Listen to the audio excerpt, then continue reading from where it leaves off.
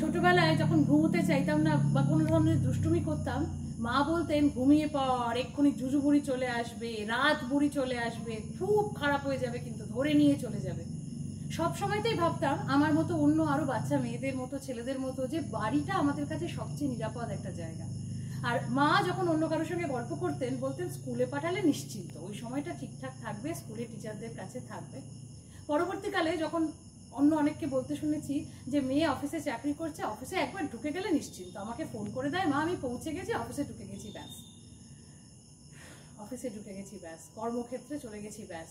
আমরা কত নিশ্চিন্ত হয়ে যাই, তাই না, যে এবার সবকিছু ঠিকঠাক থাকবে, নিজের জায়গায় চলে গেছে, নিজের সিটে বসবে, নিজের মতো করে কাজ করবে।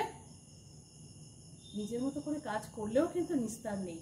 আমরা সবাই জানি একটা সাংঘাতিক দুর্বিষহ সময় আমরা বাস করছি। সেই মেয়েটিও কিন্তু কাজই করতে গেছিল নিজের মতো করে, নিজের মতো করে 36 ঘন্টা ডিউটির পরে সে ভেবেছিল সামান্য একটু সময় সে বিশ্রাম নেবে, আর কিচ্ছু বলার নেই। এবার কিন্তু ভয়টা, মানে আমার মায়ের কাছে শোনা সেই যে রাত বুড়ি, সেই যে রোদ বুড়ি, সেই জুজু বুড়ি, সেই ভয় কিন্তু একেবারে করাল গ্রাস নিয়ে থাবা বসিয়েছে আমাদের অন্তরে অন্তরে।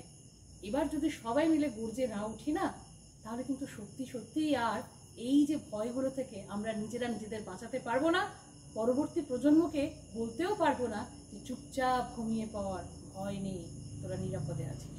আমি অনিন্দিতা দাস।